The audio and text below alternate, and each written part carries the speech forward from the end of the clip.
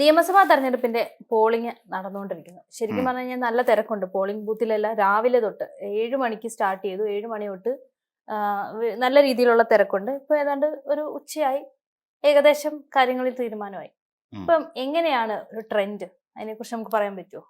Trend എന്ന് പറയുമ്പോൾ നമുക്ക് പൂർണ്ണാർത്ഥത്തിൽ നമുക്ക് ട്രെൻഡ് എന്ന് പറയാനായിട്ടില്ല എന്ന് പറയേണ്ടി വരും. കാരണം ഈ ഒരു പോളിംഗിന്റെ കഴിഞ്ഞ 2021 തെരഞ്ഞെടുപ്പ് നമ്മൾ പരിശോധിക്കുമ്പോഴും ഇതേ പോളിംഗ് ശതമാനം തന്നെ ഉണ്ടായിരുന്നു. ഏകദേശം ഉച്ചയ്ക്ക് 1:30 കൂടി അന്ന് രാവിലെ ഇതുപോലെ തന്നെ 7 മണിക്ക് പോളിംഗ് ആരംഭിക്കുന്നു. അതിനുശേഷം ഉച്ചയ്ക്ക് 1:30 ആവുന്ന സമയത്ത് 49 സംതിങ് പെർസെൻറ്റേജ് ഇവിടെ പോളിംഗ് നടന്നിട്ടുണ്ട്. അപ്പം ഇതൊരു മുൻ ട്രെൻഡ്, അങ്ങനെയുള്ള ട്രെൻഡ് നോക്കുകയാണെങ്കിൽ തീർച്ചയായിട്ടും ഇടത് ട്രെൻഡാണെന്ന് പറയേണ്ടി വരും.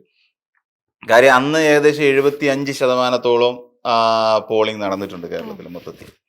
ഇതിന് മുൻപ് 80% നടക്കുന്നൊരു കാലം ഉണ്ടായിരുന്നു. അപ്പം ഇങ്ങനെ നമ്മൾ പരിശോധിക്കുമ്പോൾ തന്നെ ഇപ്പോൾ ഈ ഒരു ട്രെൻഡ് ഇങ്ങനെ പോവുകയാണെങ്കിൽ നമുക്കൊരു 80% മിക്കവാറും ഇങ്ങനെ ഒരു പോയി കഴിഞ്ഞാൽ ഒരു 70-75% അല്ലെങ്കിൽ മാക്സിമം പോയി 78.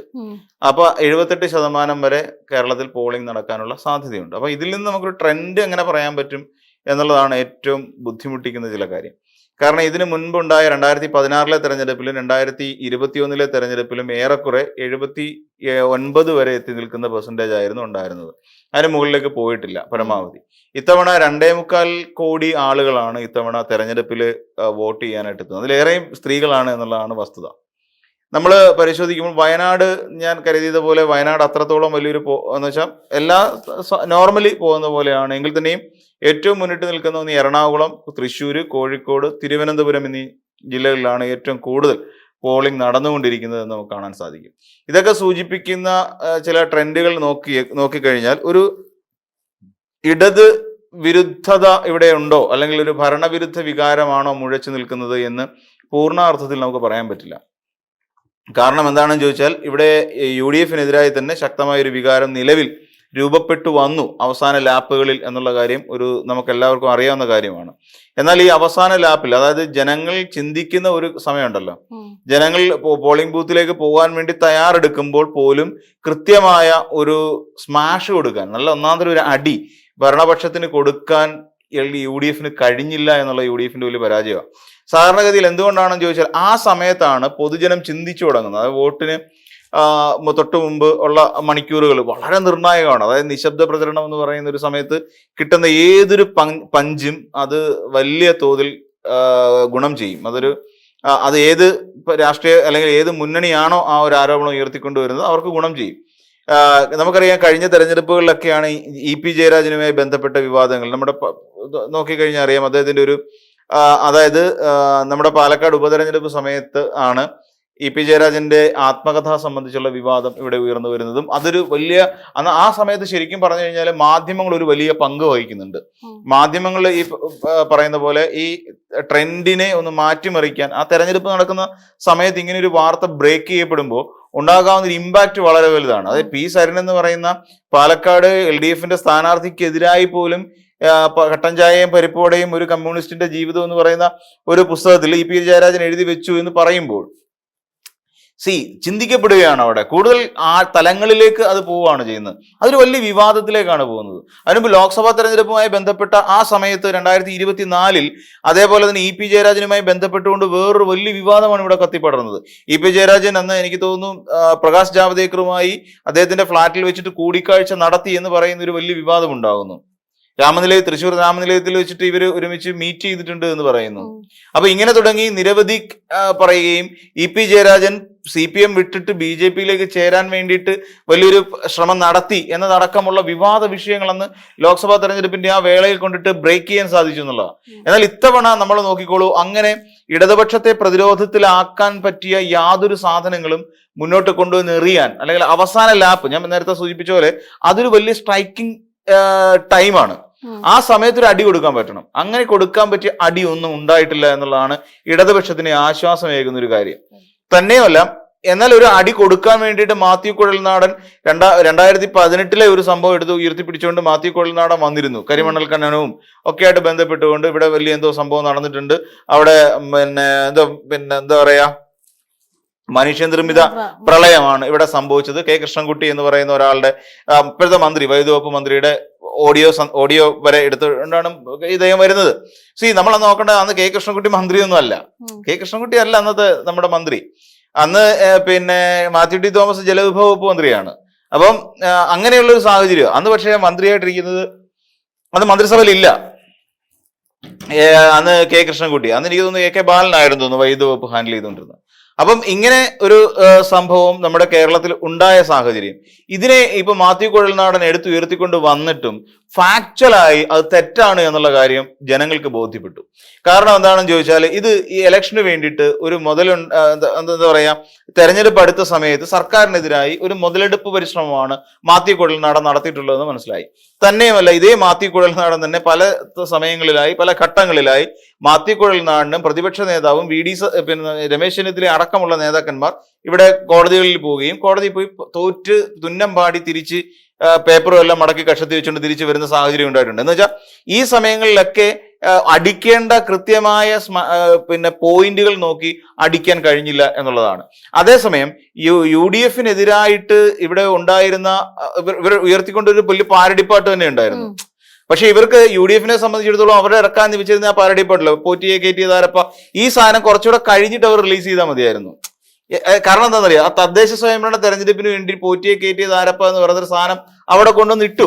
അതിന്റെ ഒരു ഇത് കഴിഞ്ഞുപോയി, അതിന്റെ ഒരു വാലിഡിറ്റി കഴിഞ്ഞു. കാര്യം പോറ്റിയെ കയറ്റിയത് ആരപ്പ പിന്നെ കേസായി. അതിന്റെ ആ ഹിറ്റ് എന്ന് പറയുന്ന അവസ്ഥയുണ്ടല്ലോ, ആ ഹിറ്റൊക്കെ കഴിഞ്ഞുപോയി. ആ ഹിറ്റ് കഴിഞ്ഞു പോയിട്ട് വീണ്ടും ഈ പോറ്റിയെ കയറ്റിയത് ആരപ്പ എന്ന് പറയുന്ന ഒരു സാധനത്തെ അവർക്ക് കൊണ്ട് ഈ സോങ്ങിനെ അവർക്ക് പൊലിപ്പിക്കാൻ പറ്റില്ല.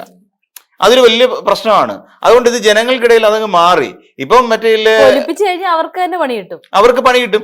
അത് തന്നെയല്ല, അതിന് കൃത്യമായിട്ട് നമുക്ക് ഒരു ഇതിൽ വെച്ചിട്ട് എന്താ പറയാ, ഫുട്പാത്തില് ഒരു സ്റ്റിക്കർ വെച്ചിട്ട് പോറ്റിയെ കയറ്റി തരപ്പോ അതേ അങ്ങോട്ട് നോക്കുമെന്ന് പറയുമ്പോൾ അവിടെ പിന്നെ പിണറായി വിജയൻ ചിരിച്ചുകൊണ്ടിരിക്കുന്ന പടം. തൊട്ടടുത്തായിട്ട് ഇവര് തന്നെ അതിന് തന്നെ വേറെ പണി കൊടുത്തു. സോണിയാഗാന്ധിയും ഉണ്ണികൃഷ്ണൻ പോറ്റി എല്ലാം കൂടെ നിൽക്കുന്ന ഫോട്ടോ അടിച്ചിട്ട് അവർ അതിന്റെ തൊട്ട് മുന്നിൽ ഫ്ലെക്സ് അടിച്ചു. CPM സ്വന്തം ചെലവിൽ അടിച്ചു കൊടുത്തു. അപ്പം ഇതൊക്കെ ചെയ്തിട്ടുണ്ട്. അപ്പൊ ഇങ്ങനെ വന്ന ഈ സാഹചര്യം നമ്മൾ പരിശോധിക്കുക. പക്ഷേ ഈ പിന്നെ തൊട്ടടുത്ത് 30 കോടി പിന്നെ പറ്റിച്ചേരല്ല എന്ന് പറഞ്ഞിട്ടൊരു പുതിയ പാട്ട് ഈ സമയത്ത് ട്രെൻഡിങ് ആയി. ഈ നിയമസഭാ തെരഞ്ഞെടുപ്പിൽ എനിക്ക് തോന്നുന്നു ഏറ്റവും കൂടുതൽ ആൾക്കാർ പാടിയതും കേട്ടതുമായിട്ടുള്ള പാട്ടാണ് ഈ വയനാട്ടിലെ ഫണ്ടും മുക്കിയതുമായി ബന്ധപ്പെട്ടുകൊണ്ട് UDF-നെതിരായിട്ടുള്ള ആരോപണം. ഇതിനെയൊക്കെ കൃത്യമായി കൊണ്ടുവന്ന് പിന്നെ കറക്റ്റായിട്ട് ലോഞ്ച് ചെയ്യിക്കാൻ ഇടതുപക്ഷത്തിന് കഴിഞ്ഞു എന്നുള്ളതാണ്. അതോടൊപ്പം തന്നെ കൃത്യമായി എം വി നികേഷ് കുമാറിന് കൊടുക്കുന്ന പൈസക്കുള്ള പണി MV നികേഷ് കുമാർ വളരെ കറക്റ്റായിട്ട് എടുത്തു. അതായത് ആ തെരഞ്ഞെടുപ്പിന് തൊട്ട് മുൻപായിട്ട് ഇവർ വലിയൊരു കണക്കവതരണം നടത്തി. ഞങ്ങള് പൈസ പറ്റിച്ചിട്ടില്ല, ഞങ്ങളുടെ ഇത്ര കോടി രൂപ വന്നിട്ടില്ലെന്ന് പറഞ്ഞിട്ട് KPCC അധ്യക്ഷൻ സണ്ണി വക്കീൽ വന്നിരുന്നിട്ട് വലിയ അഭ്യാസമൊക്കെ നടത്തി. അഭ്യാസം നടത്തി ഒരു ധനലക്ഷ്മി ബാങ്കിന്റെ ഒരു അക്കൗണ്ട് അവതരിപ്പിച്ച് ഇതുകൊണ്ട് എല്ലാവരും തൃപ്തിപ്പെടുമെന്ന് കരുതി. എന്ന് വെച്ചാൽ മറു ചോദ്യത്തിന് സ്പേസ് ഇല്ലാത്ത ഒരു ടൈമിലാണ് സണ്ണി വക്കീൽ ഇത് കൊണ്ട് നടിക്കുന്നത്, കൂടുതൽ ചർച്ചയിലേക്ക് പോകുന്നതിന് മുമ്പ്. പക്ഷേ MV നികേഷ് കുമാർ എന്ന് പറയുന്ന ആള്, പുള്ളി മാധ്യമപ്രവർത്തന രംഗത്ത് ഒരുപാട് കാലം ഉണ്ടായിരുന്ന ഒരാളാണ്. അപ്പൊ പുള്ളിയുടെ അടുത്തൊരു ഇടപെടൽ എന്തായിരുന്നു എന്ന് ചോദിച്ചു കഴിഞ്ഞാൽ, ഈ പിന്നെ UDF-ന്റെ അല്ലെങ്കിൽ കോൺഗ്രസിന്റെ മറ്റൊരു അക്കൗണ്ട് തപ്പിയെടുക്കുക ചെയ്തത്. അതാണ് MV നികേഷ് കുമാർ ചെയ്തത്. കാര്യം ഗ്യാപ്പ് കിട്ടി. ആ ഗ്യാപ്പിൽ MV നികേഷ് കുമാർ എന്ത് ചെയ്തു, അവരുടെ ഫെഡറൽ വെള്ളയമ്പലത്തുള്ള മറ്റൊരു അക്കൗണ്ടിനെ കുറിച്ചും അവിടെ വന്ന് മറിഞ്ഞു പോയ കോടികളെ കുറിച്ചുള്ള പുതിയ വിവരം പുറത്തേക്ക് വിട്ടു. ഇപ്പൊ നമ്മൾ നോക്കിക്കോളൂ. അപ്പം വീണ്ടും ഒരു ചോദ്യം വരികയാണ്, ഈ സാധാരണക്കാർക്ക് വേണ്ടിയിട്ട് കോടിക്കണക്കിന് രൂപ പിരിച്ചിട്ട് ഇതെല്ലാം ആരാണ് കൊണ്ടുപോയത് എന്ന് പറയുന്ന ഒരു ചോദ്യത്തിന്റെ മുന്നിലേക്ക് കോൺഗ്രസിനെ കൊണ്ട് നിർത്താൻ കഴിഞ്ഞു എന്നുള്ളതാണ് ഏറ്റവും പ്രധാനപ്പെട്ട ഒരു കാര്യം. അപ്പൊ ഇവിടെ ഈ നമ്മൾ ഇതിന്റെ ട്രെൻഡുകൾ നോക്കുമ്പോഴും LDF-നെ പലപ്പോഴും പ്രതിരോധിക്കാൻ കഴിയുന്ന ഒരു അവസ്ഥയിലല്ല. ആ സമയത്ത് at the end of the point എന്ന് പറഞ്ഞു കഴിഞ്ഞാൽ നമ്മൾ നോക്കേണ്ട ഒരു കാര്യം, സണ്ണി വക്കീലിന് കിട്ടിയ ഒരു പണി, സണ്ണി വക്കീലും K സുധാകരനും തമ്മിലുള്ള സ്പ്ലിറ്റ്, അതിനെക്കുറിച്ച് ചർച്ച ചെയ്യപ്പെട്ടു. ഇത് കോൺഗ്രസിന്റെ ഒക്കെ ഒരു ദുരവസ്ഥ എന്നാ പറയുന്നത്. അത് ചർച്ച ചെയ്യപ്പെടുകയാണ്. അത് കഴിഞ്ഞിട്ട് ഉടൻ തന്നെ പിന്നെ വന്ന ഒരു ചർച്ചയാണ് VD സതീശൻ വനവാസത്തിന് പോകുമോ എന്ന് K സുധാകരൻ എടുക്കുള്ള ഒരു ചോദ്യം. അപ്പൊ K സുധാകരൻ വേണ്ട, പുള്ളി വാക്കൊക്കെ പാലിക്കുന്ന ആളാണ്, പോയില്ലെങ്കിൽ പോകാതിരിക്കാൻ വേണ്ടി നമുക്ക് പ്രാർത്ഥിക്കാം, അല്ലെ അപ്പൊ എന്നിട്ട് മാധ്യമപ്രവർത്തകൻ ചോദിച്ചു പ്രവർത്തിക്കാമെന്നാണോ പ്രാർത്ഥിക്കാമെന്നാണോ ചോദിച്ചത്.